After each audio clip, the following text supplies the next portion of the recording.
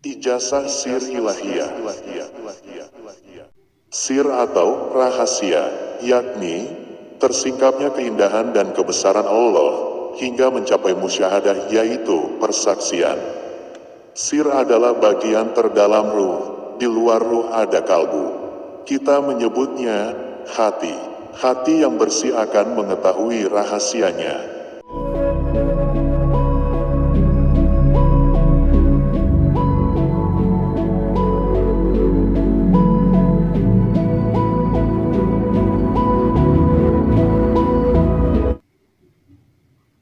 Bismillah walhamdulillah, wassalatu wassalamu ala asyrofil ambiyai wal mursalin, Allahumma sholli ala sayyidina Muhammad.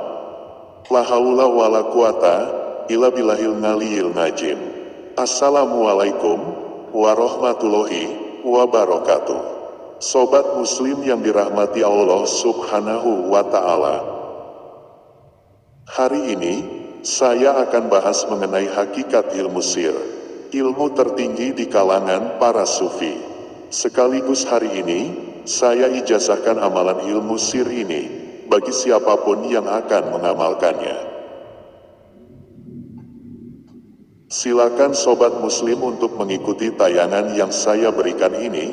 Pesan saya, amalkan secara urut, pelajari terlebih dahulu, sebab di dalamnya sekaligus saya memberikan penjelasan dan penafsirannya, agar supaya sobat dapat memahaminya.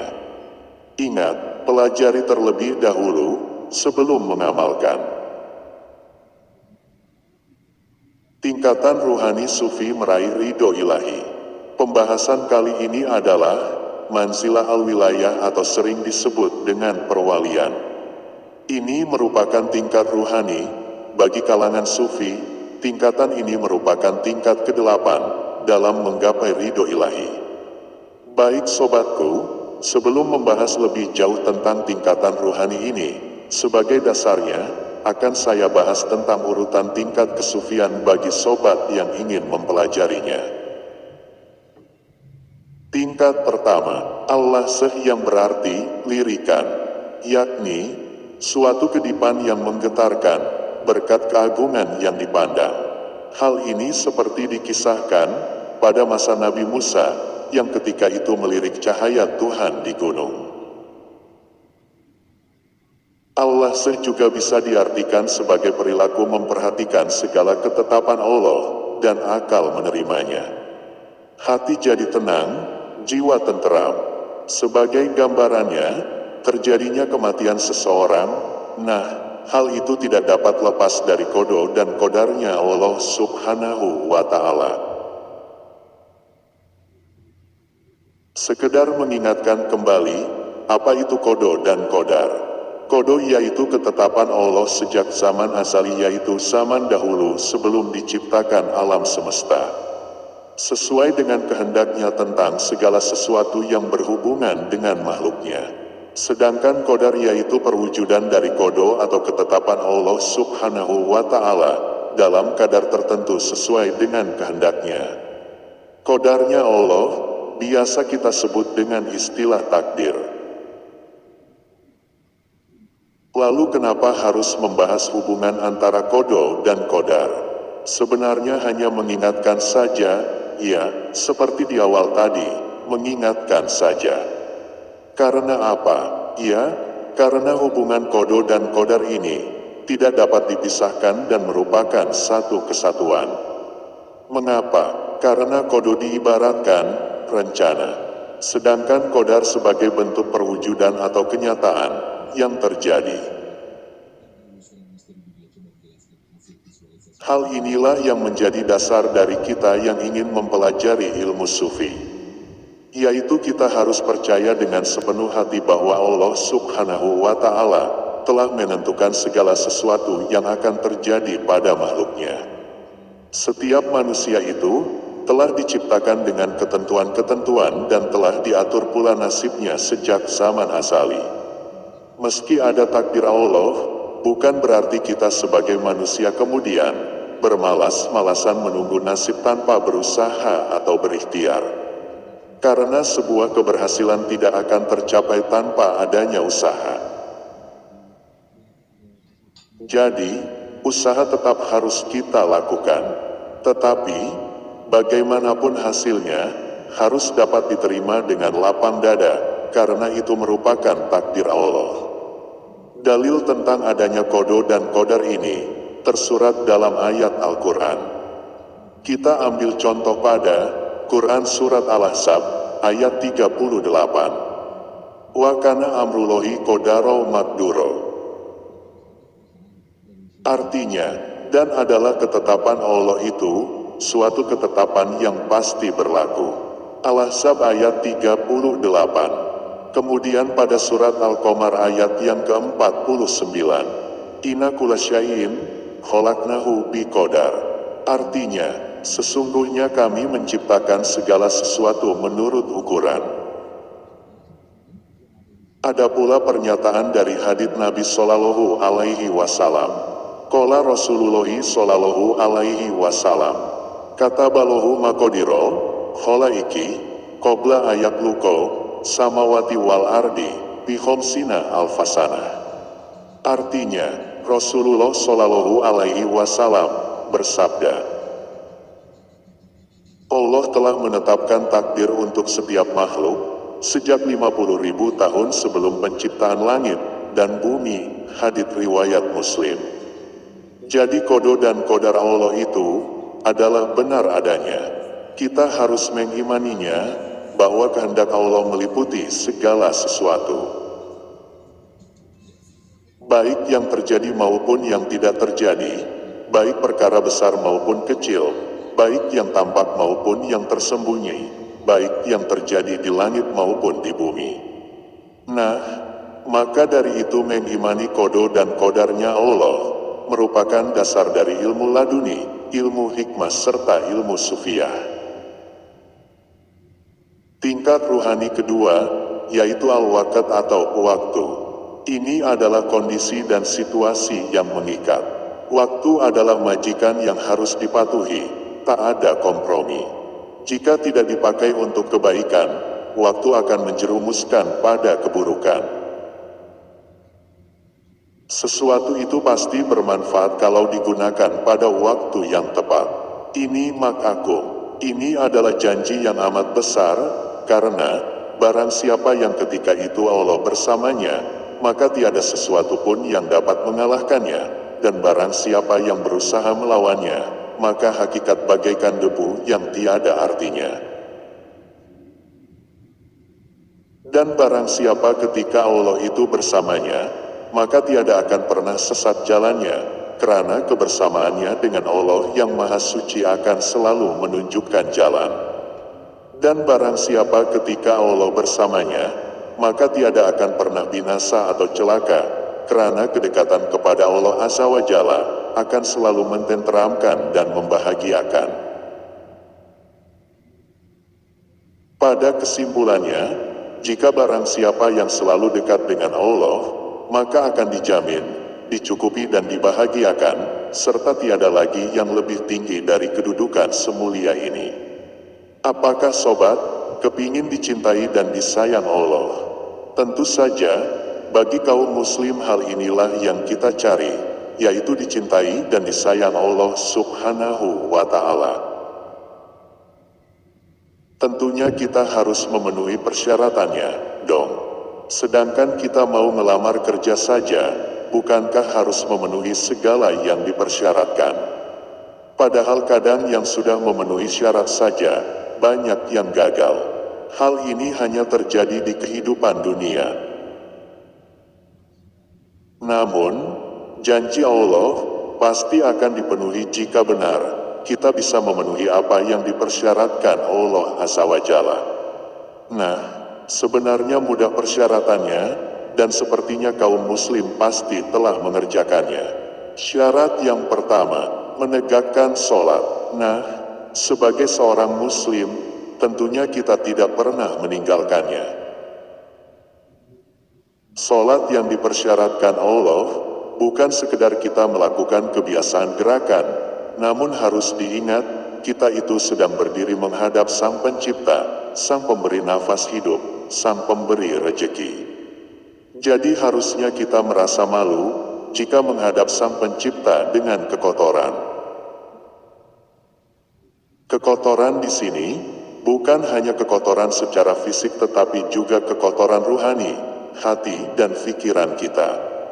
Jadi sholatnya orang yang ingin mendalami ilmu laduni, ilmu hikmah dan ilmu sufi, harus memahami amalan tingkat dasar ini terlebih dulu. Setelah kita dapat mengamalkan tentang amalan sholat tadi, maka pada tingkatan selanjutnya, yaitu mengeluarkan zakat. Zakat merupakan pengakuan yang tulus manusia atas segala nikmat yang Allah berikan. Ternyata tidak cukup hanya dengan menyatakan beriman saja, melainkan harus ada amal nyata yang menunjukkan kebenaran keimanan kita. Tidak hanya cukup dengan itikat hati atau syiar semata, subhanallah, Allah yang maha lembut lagi maha penyantun pada hamba-hambanya, berbahagialah mereka yang menyambut seruan ini. Tingkat yang ketiga adalah al-sofa yang berarti bersih. Yakni, terbebasnya hati dari keburukan, yakin dalam kebenaran, tidak ragu ketika melaksanakan al-haq, dan menanggalkan yang batil. Hati yang bersih akan menuntun pada perilaku yang baik, amaliyah yang istiqomah, serta menjadikan Nabi Muhammad sebagai teladan. Tentunya untuk menjaga hati bukanlah perkara mudah. Pada dasarnya, hati manusia sifatnya mudah berbolak-balik. Kita harus sanggup menjaga hati tetap bersih, dengan demikian insya Allah, segala perbuatan kita juga akan baik. Sebagaimana sabda Rasulullah Shallallahu Alaihi Wasallam, ketahuilah bahwa dalam jasad manusia ada segumpal daging. Jika daging tersebut baik, maka baiklah seluruh anggota badan. Namun jika daging itu buruk, maka rusaklah seluruh anggota. Ketahuilah, itulah hati. Hadits riwayat Bukhari dan Muslim. Nah, sobat Muslim yang dirahmati Allah, saya berikan beberapa cara, agar hati kita selalu terjaga dan tidak ternoda oleh hal-hal yang buruk dan menjerumuskan ke dalam dosa. Sobat, coba amalkanlah pesan ini. Pertama, memperbanyak zikir. Berzikir merupakan salah satu ibadah untuk mengingat dan mendekatkan diri dengan Allah Ta'ala. Yang kedua, sholat. Melaksanakan sholat wajib dan menambahkan sholat sunnah. Yang terpenting, jangan menjadikan sholat sebagai beban. Jika kita bisa melakukan sholat dengan khusyuk, benar-benar menghayati bahwa kita bicara dengan Allah. Cara yang ketiga yaitu meyakini bahwa kehidupan di akhirat itu nyata. Jangan sibukkan hari sobat hanya untuk perkara duniawi. Ingatlah akan kematian, ingatlah akan siksa kubur, dan yang terpenting, ingatlah kehidupan akhirat itu kekal selamanya. Cara keempat untuk menjaga hati kita adalah dengan memperbanyak silaturahmi kepada kerabat dan teman-teman. Berkumpullah dengan orang-orang soleh. Dengan begitu, pikiran juga bisa lebih luas dan terbuka. Dengan tersenyum insya Allah hati juga akan terasa tenang dan jauh dari perasaan sedih serta putus asa. Cara kelima yaitu bersyukur. Bersyukur atas kesehatan tubuh kita. Selain itu, kita juga harus sadar bahwa sehat itu kekayaan yang paling berharga dan wajib disyukuri. Cara yang keenam yaitu selalu husnudon kepada Allah. Ingatlah, Allah itu maha baik. Allah Ta'ala akan selalu mengikuti prasangka hamba-hambanya. Berprasangka baik kepada Allah, maka Allah juga akan baik sama kita. Kita harus tetap semangat melakukan kebaikan, semangat menjalani hidup dan percaya bahwa semua pasti berjalan lancar. Cara ketujuh, yaitu dengan menjaga ikhlas dan sabar. Kunci agar hati terjaga dari sifat-sifat tercela, seperti kikir, dendam atau dengki adalah dengan menjaga keikhlasan serta kesabaran. Dan sungguh akan kami berikan cobaan kepadamu, dengan sedikit ketakutan, kelaparan, kekurangan harta, jiwa dan berikanlah berita gembira kepada orang-orang yang sabar. Yaitu orang-orang yang apabila ditimpa musibah, mereka mengucapkan, Inna lillahi wa inna ilaihi rojiun.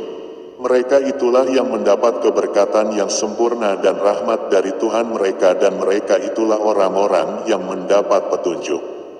Al-Baqarah ayat 155-157. Nah, sobat muslim, itulah cara menjaga hati kita.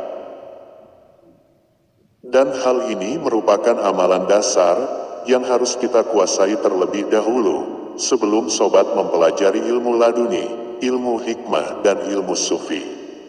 Setelah sobat memahami cara-cara dasar yang saya berikan ini, sekarang mari kita lanjutkan ke tingkat selanjutnya. Tingkat keempat adalah al-surur yang berarti kegembiraan. Gembira karena menggapai karunia-Nya. Kegembiraan puncak saat ruh bertemu Tuhannya. Mungkinkah manusia berjumpa dengan Allah? Jawabnya, iya, mungkin. Sebagai manusia kita harus memiliki keyakinan tersebut. Yaitu dengan ilmu yakin pengetahuan yang pasti, ainul yakin penglihatan yang valid, dan hakul yakin keyakinan yang sempurna. Pendekatan ilmu yakin ketika seseorang berusaha memahami secara konseptual apa dan bagaimana sesungguhnya konsep perjumpaan dengan Allah melalui metode ilmu pengetahuan biasa, yaitu mempelajari konsep seluk-beluk, nama-nama, sifat-sifat, dan zatnya. Pendekatan ainul yakin bukan lagi hanya pada tataran konsep, melainkan seseorang itu sudah menyaksikan bagaimana orang-orang yang sudah berusaha dan mungkin sudah mencapai perjumpaan dengan Tuhannya. Pendekatan hakul yakin terjadi saat seseorang tidak hanya mengetahui secara konsep dan menyaksikan langsung seseorang yang sudah berhasil mencapai makom likok Allah, tetapi ia sendiri merasakan dan mengalami likok Allah itu sendiri. Sudah barang tentu hakul yakin lebih mantap daripada ilmu yakin atau ainul yakin. Perjumpaan dengan Tuhan ialah suasana batin seorang hamba yang merasa sedekat-dekatnya dengan Tuhan, sehingga merasa tidak ada lagi jarak antara Tuhan yang disembah dan hamba yang menyembah. Barang siapa mengharap perjumpaan dengan Tuhannya maka hendaklah ia mengerjakan amal yang saleh dan janganlah ia mempersekutukannya dengan seorang pun dalam beribadat kepada Tuhannya. Surat Al-Kahfi ayat 10 dan firman Allah yang lain, Surat Al-Baqarah ayat 186. Dan apabila hamba-hambaku bertanya kepadamu tentang aku maka jawablah bahwasanya aku adalah dekat. Aku mengabulkan permohonan orang yang berdoa apabila ia memohon kepadaku, maka hendaklah mereka itu memenuhi segala perintahku dan hendaklah mereka beriman kepadaku, agar mereka selalu berada dalam kebenaran. Jika sifat-sifat kemanusiaan sudah hilang, yang tinggal hanyalah unsur kedua yang dikenal dengan sifat-sifat ketuhanan, lahut.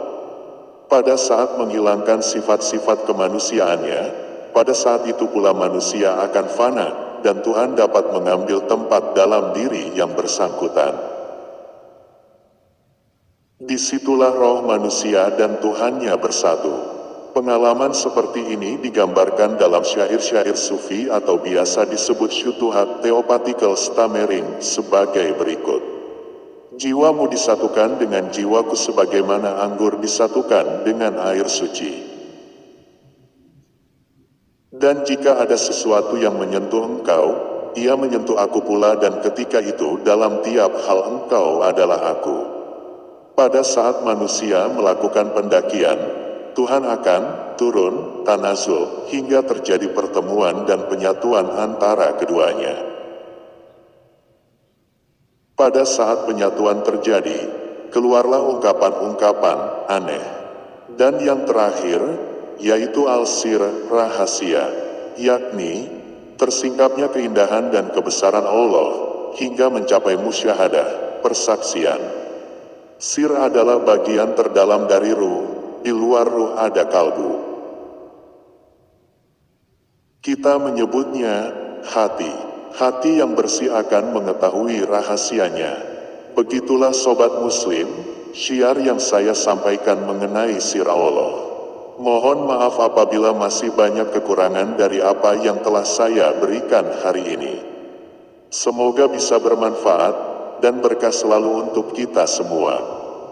Wassalamualaikum warahmatullahi wabarakatuh.